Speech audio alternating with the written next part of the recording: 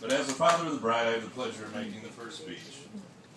I've been given lots of advice on what to say or what not to say, such as keep it short, no smutty jokes, try to remember names, etc. However, it's been a long time since I was allowed to say anything in front of my family without being disagreed with, laughed at, or ignored. So this is too good of an opportunity to miss. I'd like to start on behalf of Lori, myself, Frank, and Jan by giving a warm welcome to all the relatives and friends who have joined us to celebrate Brent and Jamie's wedding.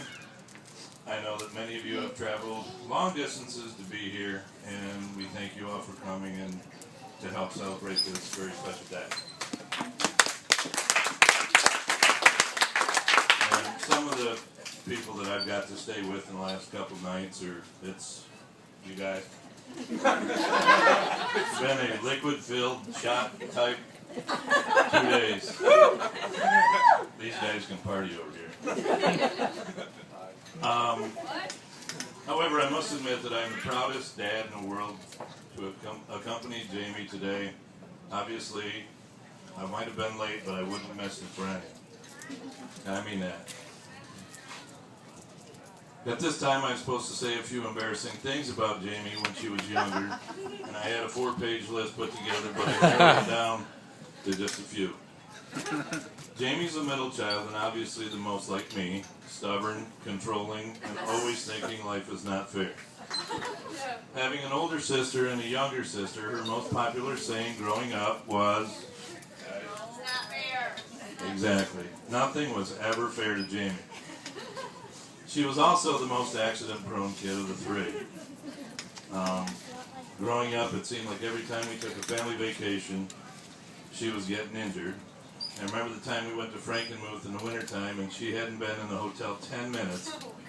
And she came into the hotel room with her mouth bleeding and she had licked the wrought iron railing outside the hotel room and stuck her tongue to the rail.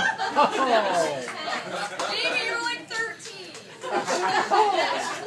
Old enough to know. Yeah. Then there was the time when we went to St. Augustine. On the trip down, Jamie smuggled a bunch of Skittles into the car and ate them for breakfast and got so sick we had to pull the car over so she could throw up.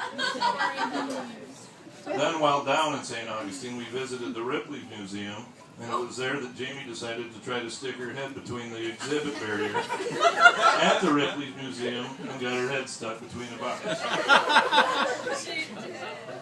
But I think the best one was the time we went to Six Flags, SeaWorld in Ohio, and her and I were running to the dolphin exhibit, and she tripped over her untied shoelace and fell and cut up her knee and elbow.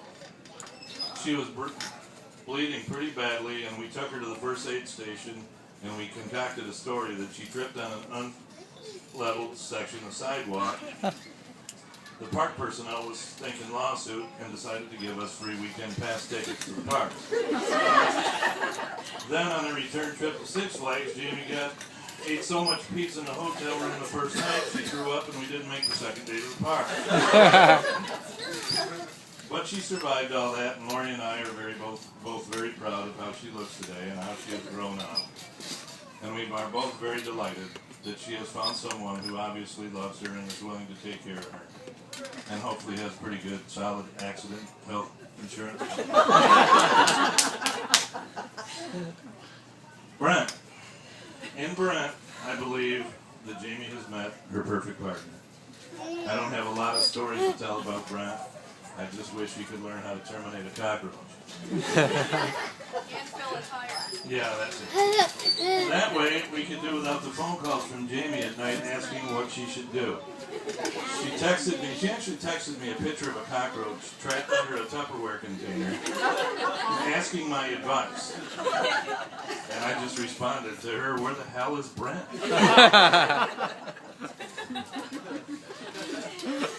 But Lori and I get along with Brent very well. He has stayed in our home when he comes back to Michigan on business, and we treat him just like one of our own. We went to dinner, came home and watched TV, and when Lori and I decided to go to bed, Brent made a couple phone calls, then proceeded to take off to the casino till 4 o'clock in the morning. He returned, yeah, who? That was one of the phone calls. He returned home, slept a couple of hours, and went to the airport and caught his flight back. Just like one of our own. I remember when Brent called me, though, to ask for permission to marry Jamie. Remember that?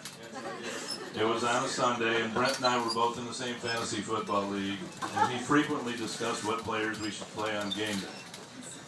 This conversation had a different feel. I could tell by the tone of his voice this call was not about a fantasy football league.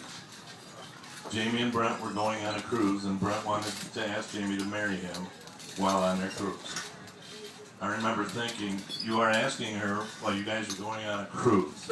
I hope she says yes, or it's going to be a long cruise.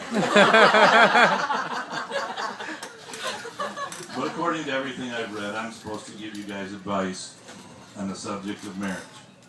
And after 39 years of being with Lori, and married to her for 31 of them, my advice to Brent and Jamie would be, don't be selfish. Learn to compromise.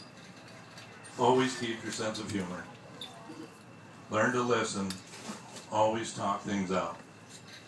Let things go. Don't hold grudges. And enjoy the time you have together.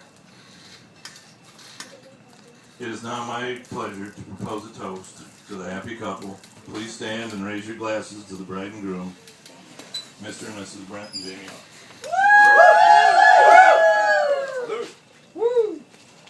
Where's yours? Good job.